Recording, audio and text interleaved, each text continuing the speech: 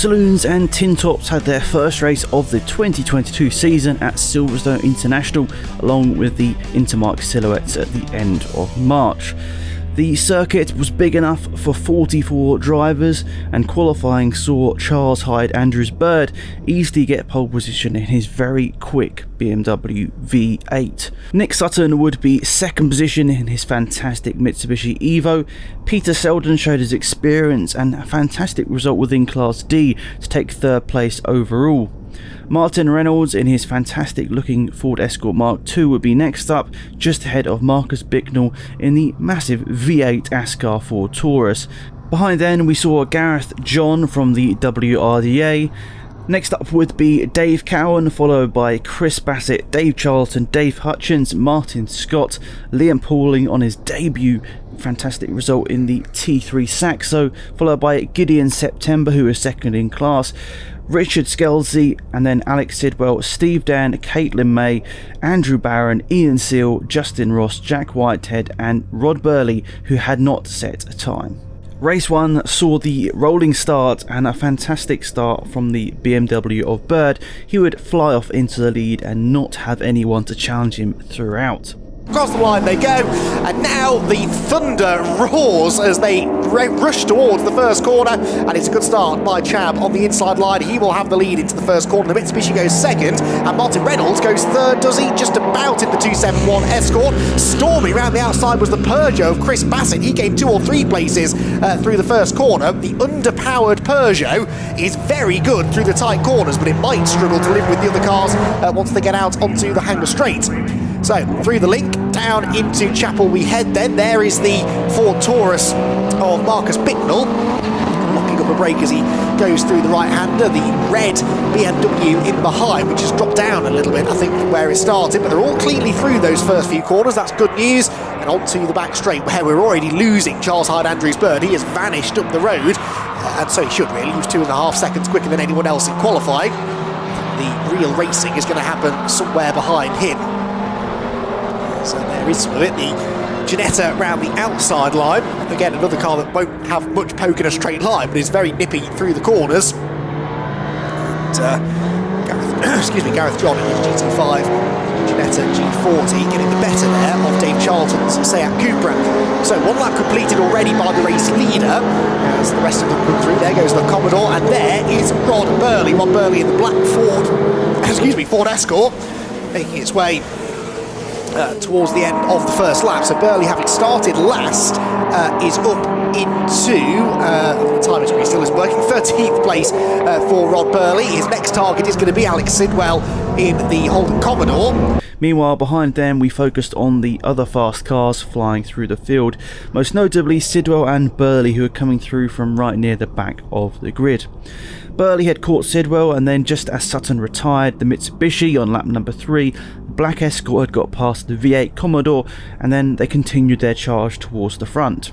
By the 6th lap of the race, Birley was up into 4th position and closing down the battle between Reynolds and Selden for 2nd. Oh, Sidwell, really nice line through Chapel there, almost got underneath Rod Birley's Escort. Both drivers will be loving this, I'm sure. Now, which has got the ponies in the straight? I think the V8 Supercar might be a little bit quicker than Rod Birley's Escort. It's not often that Rod comes across a car that's quicker than him in a straight line. He tunes that Ford Escort WRC to a very, very high standard, but I think that Holden is a bit quicker down the straight. The back straight just not quite long enough, but now he uses the traffic, does Sidwell, to try and make the attack into club. Couldn't quite get the car stopped though, and he settles back behind for now and then struggles to get it turned into the right-hander as well. It's close. Lapped traffic could well come into play here. We've got a 3-way fight for 3rd place, except Birley's going to make it look very easy getting past Peter Selden down the straight, so Birley to 3rd. It looked like this would be the finish order until Sidwell had repassed Birley on lap number 11. It soon became apparent that the Cosworth engine was misfiring and Rod had to return to the pit lane after a disaster through qualifying. There were many great battles throughout the field, but one of the fantastic battles at the front was the battle now for third position between Selden and Reynolds. The Ford driver just about managed to hang on to secure a fantastic result, a top 3 and the first race of the season. In the TinTops, it would be just as exciting. Initially, Bassett held sway at the front of the field until his Peugeot overheated and he would have to pit. Charlton and Hutchins were battling for the top TinTop.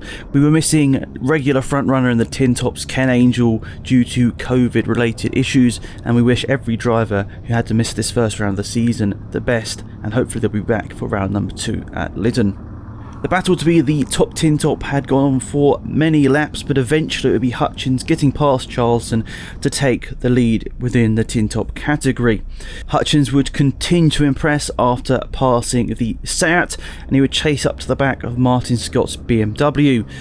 Gideon September, returning to the series after a few events off towards the end of 2021, had a great race and battled his way to third place on the TinTops podium. Behind him was an impressive debutante, Caitlin May, taking her first ever circuit race. She managed to win Class TP. So the class winners in the Super Saloons were Reynolds, Selden, Bicknell and Dan. And from the Welsh segment, we also had Gareth John beating Andrew Barron. Bird had eventually won this race by over 18 seconds out front and setting a faster lap than anyone by over a second. Sidwell would be in second position in his brand new to him Holden Commodore. Martin Reynolds would be taking third place overall. The other class winners were Selden in D, Bicknell in the Invitational class, Gareth John within the Welsh department, then Hutchins within Class T2, Charlton within Class T1, Caitlin May within Class TP, and then we saw towards the back with retirement, Class T3 was Liam Pauling, technically winning his class as he was the only entrant, but unfortunately he DNF'd. Steve Dan will also pick up class victory, even though he had struggled with his Volkswagen Scirocco in this first race of the season. The other retirements, along with Pauling, were Birley, Ross, Bassett, Whitehead and Sutton. That was a pretty special drive out there, wasn't it? It was hard work, very hard work. Because obviously the track temperature is pretty cold, but obviously once you get up to temperature in the car, it becomes a bit of an oven. Yeah, the car come on good. It was had a few problems in qualifying, but did a few tweaks and they paid off. So obviously it's a good start to the season. Looking at where you were and able to get out of the car, is there a little bit more for that for race 2, do you think? Only in the driver. Have a few more Tunnocks tea cakes and you'll be fine. That's the weak point, the driver. It's the big squishy bit in the middle. Thanks, buddy. Thank you. The drivers always say it's the pink squishy bit in the middle. That's the bit that's always the hindrance. Well, let's go from 3, 2, 1. We'll do that's in that order this time. Martin Reynolds, fresh as a daisy, out of the Escort. Yeah, how you doing? That looked pretty straightforward, but I bet it wasn't. No, not last couple of laps was a little bit more. The BMW was pushing me quite hard, so we had a good battle. So it was good. Kept my lines. Good race. A lovely little car as well. It's really well turned out, isn't it? Yeah, no, we look after it, and one of my collections, you might know. Yeah, it goes really well. Happy with it. So heading into race 2, obviously you know a little bit now what the car's going to do and what the opposition's going to do. Are we going to get back on the rostrum again, do you think? Definitely. Good man. I like the positivity. Good job. Thank you. Excellent stuff from Martin Reynolds. The Escort really was on point in that one. Let's have a word with Alex Sidwell, having his fantastic moment in the Holden. I tell you what, once the car came on, it really came on, didn't it? It's misfiring as well. I was short. You're joking? No, I was short shifting every gear. I just said to Ben, when you look at the footage in the camera, you'll see that I was short shifting along here. It was misfiring, so I was having to grab a gear, just try to keep the momentum up of it going, and then try to catch right under the brakes. That's what I was. That my plan was, try to air braking. But yeah, I'm surprised. I didn't know where I was. I just kept going until the end. So that pays, doesn't it? Keep pushing. Well, that shows you how beautiful this Holden Commodore is. I mean, you really do have a bit of an affinity with these Australian supercars. They're amazing. What you were here last time when the big crash at the? Oh yes. Yeah, this is a different car, completely different car. This is a GRM car. So that was a Brad Jones racing car. This is a completely different car. So what is it about these cars? Are you just kind of in love with them? They're different, aren't they? That's what it is. It's, you know. Yeah, they're just different, and everyone's drawn to having a look at it. That's the nice thing about it. It draws the crowds, and we've got a big following. We've got a big following on Facebook. A lot of the Aussies love it as well, so which is good. Fantastic. Keep it up, because it's great to watch out on track. Good job. Thank you very much. Right, we need to find a race winner now, and he's around here somewhere. Let's see if we can grab Chab. Chab, we haven't got long, But I just wanted to grab you after winning the race. You've done something that anybody within 80 miles of the Thames Estuary would give their eye teeth to do. You've beaten Rod Birley in a motor race. Yeah, I know, it doesn't happen very often. He's got like, 600 or 700 Yes, or something. exactly. No, well chuffed for that. No brakes at the end, which was interesting. I was quite glad I had a bit of a lead up to that point. But it's been a war of attrition today. It might have looked easy from the outside, but it was hard work. Really hard work in the car. But yeah, I managed to just about come home. 2 out of 2 likely in the second one? If we can get the brakes sorted, then I'll give it a go. I don't know how fast the boys were behind, because I know they fixed their cars after qualifying. So I have to have a sneaky look at their lap times and, hopefully. I'll give it a go. Good stuff, chap. Well done. Thanks, mate. Good stuff. Race number 2 was without Birley, Bassett and Julian Ross in the Clio. They are unfortunately unable to fix their woes from the first race of the day. However, we had a really interesting prospect at the front of the field, with Sidwell now on the front row alongside Bird. Could he possibly take the win overall? The start here is going to be really important. From a rolling start, I actually fancy the chances of Sidwell beating the BMW into the first corner. Let's see what happens then. The red lights go out. We're racing for the final time here. Good start there by Marcus Bicknell in the Ascar as well, splitting the second row. And it is going to be Sidwell that gets the lead into Abbey Corner. Chab into second place, third for Bicknell, and fourth position there for the Ford of Peter Selden. Not the Ford of Peter Selden, the Ford of Martin Reynolds. The BMW of Peter Selden behind him. Into Village they go then for the first time. And now, having got the lead, Alex Sidwell needs to defend until he's got those tyres up to temperature. The BMW is going to be better through the corners, but the V8 supercar is going to be better down the straights. This could be a really intriguing scrap between the two of them over the next 15 minutes. Down the Hanger Straight for the first time. There you can see Sidwell stretching the legs of that Gary Rogers Motorsport prepared Holden Commodore, and it is a decent lead that he builds up down the straight, which then disappears in the braking zone. So the trouble that Charles Hyde Andrews Bird has here is that it's very, very hard to overtake a car that is better than you down the straight, because even if you get past it through a corner, it will then just rocket straight past you again down the next flat out section. So and of course, as long as Sidwell doesn't make any mistakes, just sort of parks his car on the apexes, Charles Hyde Andrews Bird can't drive through him. So here he comes. He gets a better exit from Club, can't get level though with the Holden, which hangs on to the lead for the time being. So Sidwell leads then, Charles Hyde Andrews Bird in second position. Bicknell had also made a really strong start in the V8 Ascar. He had a great battle with Reynolds and Selden early on. We also welcomed the returnee Dave Cowan to the series. He had a good battle with Gareth John, whilst Nick Sutton this time was the man on the move. His Mitsubishi once again firing all cylinders. A fantastic drive from 19th to 7th in 3 laps, but unfortunately it didn't all go to plan, as on lap number 4 there was smoke coming out the back of the Mitsubishi. Unfortunately for him, he'd have to retire once more. We're looking forward to seeing that Mitsubishi on tune soon, because likely that will be an overall winner. He was joined in retirement by Andrew Barron in the Welsh department, who unfortunately had another issue with his Rover, which saw lots of smoke coming out the back of his car. They're both actually being caught slightly here by Marcus Bicknell, as there's a big mistake there for Sidwell through Club. That's going to leave him vulnerable coming out of the Club chicane. There's the Ginetta, meanwhile, of Gareth John on the inside of Dave Cowan's M3 BMW. And that will be a change of position for 6th place then. Although both of those two cars running in different classes. Notice the Mitsubishi going through there, so Nick Sutton's still running. That's a good sign, and he's inside the top 10 now as well. 8th position for the Evo 10 Mitsubishi. There it goes, the white 444 car, and then behind him is Hutchins in the 49 Honda Civic, side by side for the race lead, and Charles Hyde Andrews Bird around the outside at Village Corner. Now he's got the move, has he? Leaves a very wide berth for Sidwell, and that's going to be his undoing, because now Sidwell comes off the corner side by side with him, and we know he's got more straight line speed down into Stowe Corner, so Sidwell will go back ahead. How far ahead will he be into the braking zone though? Because we know that the BMW can brake quite a bit later. Goes for the lunge up the inside. He gets to the apex first. This is brilliant stuff. Neither driver wanting to back down, and both of them trying to capitalise on the areas of the circuit which suit their cars. The Holden stays in front for now, but again the BMW is late on the brakes. Goes to the outside. Sidwell out brakes himself. Needs to park it on the next apex through the right-hander, which he doesn't. He runs out a bit wide. Can Chab get to the inside? No, he can't. Sidwell hangs on. had a feeling this would be a spicy race between the two of them, and because the Commodore is in front, that's exactly what we're getting. Sidwell at the front was leading until lap number 11, but Bird would get through after a slight mistake from the V8 Commodore driver. And this one ain't over yet.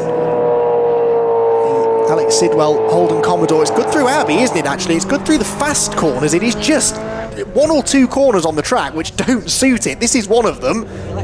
See the ground that Chab gains on the way in. Oh no, there's a problem. Was that just a slide? It was just a slide, I think, for Sidwell, but it's cost him the lead. He makes the mistake coming out of Village Corner, almost lost control of the car, I think, and that might just be it. I don't think he's going to be able to get close enough down the straight, and that will probably be his last opportunity to get onto turns with Charles Hyde Andrews Bird. He's closing, but it'd have to be a demon move on the brakes, and we know that the BMW is stronger on the brakes. Into Stowe they go. And Charles Hyde Andrews Bird has an absolute gift of a mistake there from Alex Sidwell. Sidwell carried good speed actually through Stowe Corner. This really isn't over. Closes again under braking. He's suddenly found some more braking capability in that Commodore, although he snatches the brake, runs a bit wide through Club, and the change of direction just isn't there, and he's off the road again there. And that is, I'm afraid, the end of Alex Sidwell's charge for the race win. So a fantastic scrap between the two, which eventually saw the BMW driver take his second win of the day. Selden managed to finally get the better of Reynolds in their battle for third position on lap number 10, as the two had enjoyed another fantastic battle with Bicknell in the mix as well. Cowan had got the better of John for 6th place overall, and Steve Dan had taken a retirement, unfortunately this time with a puncture. Within the TinTops category, it was Hutchins versus Charlton once more, but this time Hutchins had got the better of Martin Scott in the Super Saloon BMW. This had allowed him to eke out a slightly bigger lead over Charlton this time. Also, a very impressive result within TinTops and Class T3.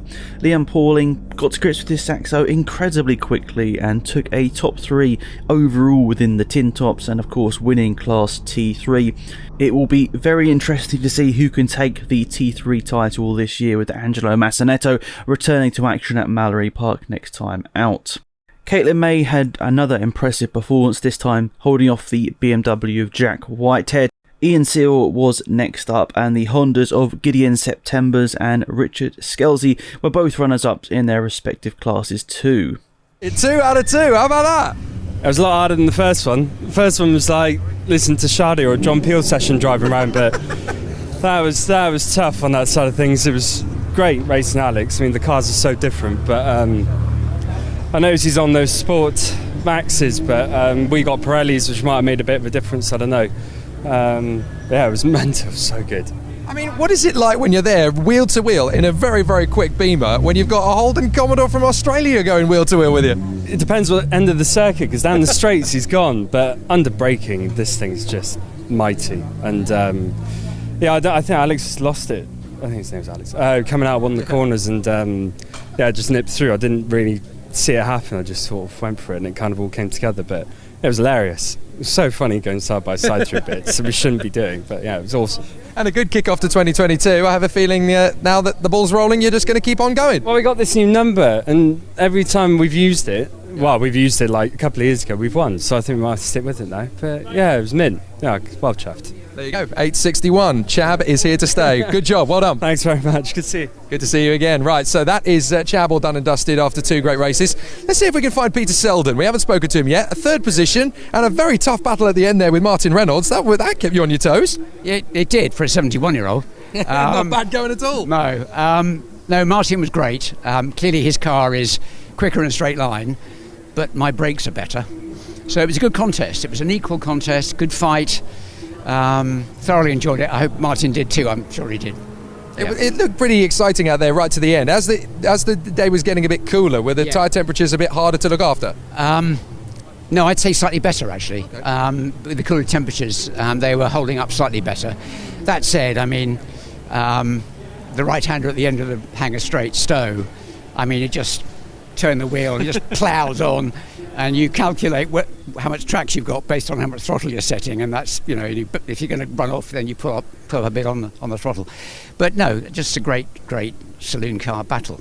Terrific. 71 years young and a podium at Silverstone. That's not bad going, mate. Well done.